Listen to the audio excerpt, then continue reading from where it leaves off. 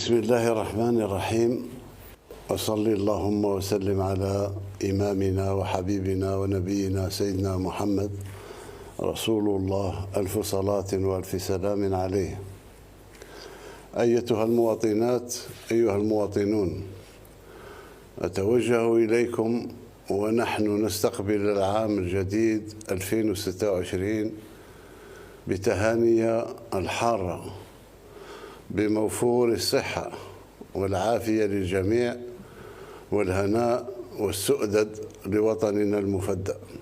سيكون العام الجديد إن شاء الله فخراً ورفعة لكل الجزائريات والجزائريين بما حققته سواعد الرجال وتضحياتهم في مختلف الميادين لتبلغ الجزائر مصاف الدول الناشئة بكل أمان.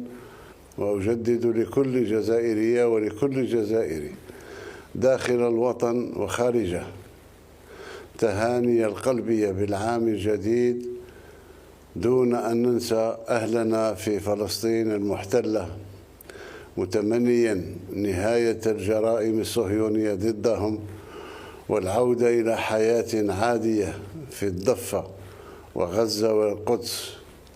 دامت الجزائر حرة أبية شامخة.